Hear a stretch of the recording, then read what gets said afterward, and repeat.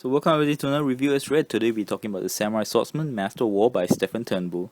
Now this book is about the samurai warrior, obviously, and it literally traces the lineage of the samurai warrior, basically on somewhat on an individual basis, from the first warriors of the Japanese kings all the way to the last fight of the traditional samurai warrior.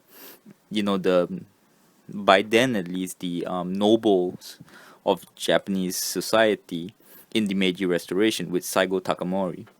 And because this book is more concerned with the lone warrior, it has a lot of stories focused on that aspect of the samurai swordsman as an individual. That being said, it also incorporates how that individualism worked into a bigger whole of an army, especially during the Sengoku Jidai, where the most fantastic stories of the samurai came about. And of course, you have Professor Stephen Turnbull's many great commentary on the topic and how one affects the other, such as the samurai swordsman being somewhat wholly individual, but how that affects them as an army and how they learn to adapt themselves into an army, especially during the period when mass armies were the key to success. Now, in case you didn't know, Stephen Turnbull is kind of a celebrity historian. As you can see over here, he is the guy you would see in many documentaries on Japanese history, such as about the samurais, the decisive weapons one, which you can find pretty easily on YouTube, and several others on, Japanese history especially. And to note also that this book right here is actually what he in his preface has put is the second edition of a book he wrote years before called Lone Samurai and Martial Arts. So this kind of thing of this book, as if you read that book before and you liked it, this is like a 2.0. This is like an improved version.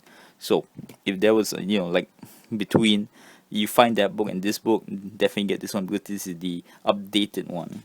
So with that, let's first get into the cons of the book. Now, the first con of the book is if you are not into the theme of the book, and in case you mistake me stating the obvious thing is, if you're reading this book to find out how the Japanese army structure of the samurai were and all, you're gonna be disappointed with this. Like I said, this book is focused on the individual samurai and how he fits into the bigger whole. Like how is it that the sword, for example, became such a prominent item, even though in the early days of the samurai, much of it was basically using the bow and arrow, like over here, and the sword was basically a secondary item, and how that evolved. There is good information on how the army structures and all that are done, but again, like I said, the main focus is always on the individual warrior and how he has evolved from the Emperor Jimmu, alright, from this period all the way to the last one, Saigo Takamori's age, where the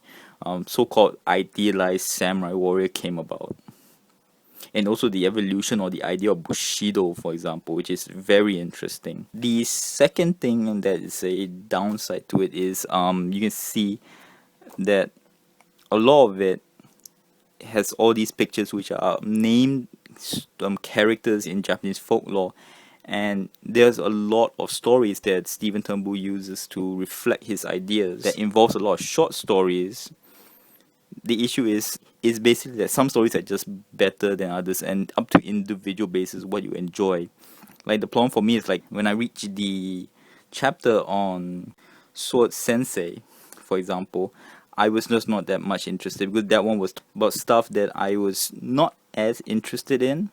Alright, I didn't mind the information, but it's just my focus was definitely much more on stuff that I wanted to learn instead of the stuff that I already knew. As you can see, I don't have many negatives on this book, so let's get into the pros of the book. Now, the first pro of the book is this book is filled with great information, and because it's based on so many little stories, many of which are not that popular, it means that even if you are a person who has studied the topic for many years, you're probably going to find something in this book that you don't know about. Like for me, as an amateur, I've watched a lot of documentaries on samurais and books read about them and all. And this book was amazing to me because I actually read a lot of stuff that I didn't know, I never even heard of, and it was this new information is like a breath of fresh air because most of the time when you watch documentaries now and a lot of the books, you always refreshing the same thing, such as in this chapter, Miyamoto Musashi. I already heard all the famous story of his fights and all, but I still got a lot of great information. Like in this particular case, I actually found out that, you know, Miyamoto Musashi had eczema, and by the way, I have eczema too, but not on the level of Miyamoto Musashi, which they said had horrible eczema, which affected how he looked. And on top of that, you have the three schools of Ryu, which the are basically the dojos that teach a particular kind of swordsmanship.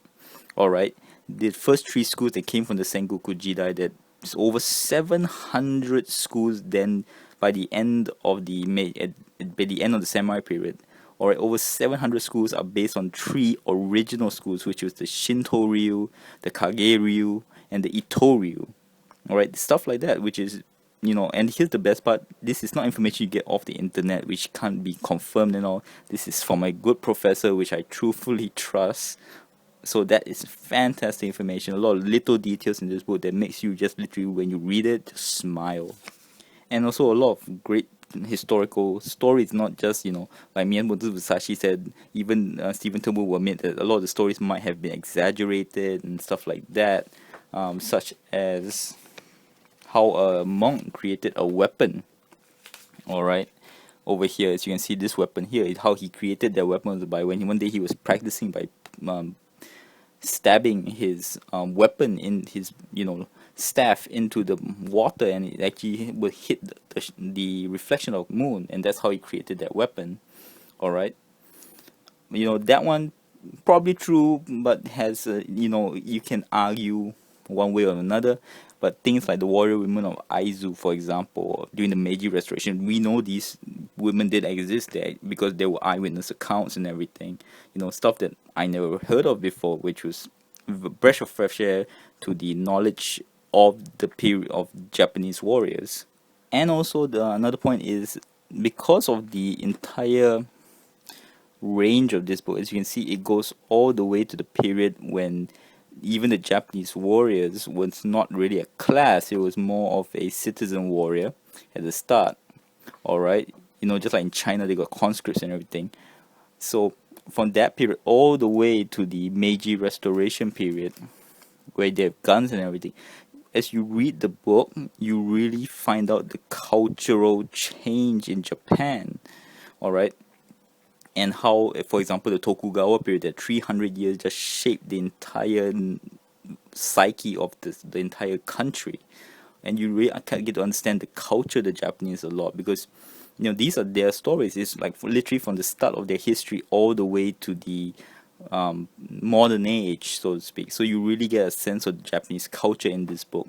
And because it's focused on the individual basis, you also get the knowledge of how come, for example, I love Japan, but you have a problem sometimes getting close to a Japanese person because they don't ever dare to show they're offended, and you get a sense of that in this book, because again, this book focuses on the individual and their sense, either their sense of pride or the sense of face value that's very important to them. And also about how the whole idea of Bushido and the samurai actually spread into popular Japanese culture, even with people who were heimin, which basically means they were peasants. And during all this period, all the martial arts and everything was so ingrained in Japanese history that, for example, with the idea of the sword, that it even affected into like things that which became like today's yakuza and everything, and now the normal citizenry all took the image of the samurai for their own. And so also, like I've said many times in this review already, my favorite part obviously is the period of the Sword of Revolution, which is the Meiji Restoration. All right, because this is a period where most Japanese samurai history is always focused on the samurai, and the problem with the Meiji Restoration is a lot of it is now mostly, a lot of the popular information comes from anime, where they take these characters and then they just exaggerate them and change them so much. But this particular chapter tells us it is with with the facts, basically. Now, obviously, for any professor or anybody who writes anything is biased in a certain way, but Stephen Turnbull is a good enough historian that you can trust his words. Particularly with anybody's information with a grain of salt. He tells you how for example, the Shinsengumi came about, and how actually each of the warriors thought about themselves, and how you can, it's not just like praising the Shinsengumi, that he also was talking about a lot of the situations where they were trying to promote themselves, so they might not have been entirely, noble, although they had noble sense of justice about the shogunate, for example. And of course, it ends with the final fight of the Japanese samurai with Saigo Takamori, which maybe the kanji is written differently, but I always felt it's a bit poignant because Saigo in Japanese, the hiragana example actually means last. So actually, the last great big revolt of the Japanese noble warrior is by Saigo Takamori, which literally, like I said again, it might be a different kanji. It means Chinese character for it, but it's Saigo, meaning last. So I always found that poignant. And the many pictures that Stephen Turnbull includes in this, from real pictures like that to the many wood chip blocks and printings that he has, which are the real thing, and also how it adds to the academic level. Where, for example, this wood block printing, which actually shows during the shogunate period all the official samurai martial arts in this one little print. All right, the pictures also absolutely wonderful if you love it. If you love that kind of art, because it's just chock full, like I showed before, all these famous battle with some of Hideyoshi's famous generals. All right, beautiful Japanese art in that old traditional sense. On top of it, the last good thing about the book is it is good for a beginner who wants to just learn about Japanese history with no background in it, and it's also good for people who have an established learning on the topic. It's a very easy read. And it gives you a solid pieces of information to build up on and to add to your own knowledge. So in conclusion, a great book. All right, I love reading it. Again, like I said, there are some chapters which I'm not as interested in, but that's expected with such a book which covers such a large range of period of time. But if you are interested in topic or the Japanese warrior, especially as the lone samurai warrior, you can't go wrong with this one. So thank you very much. Till next word.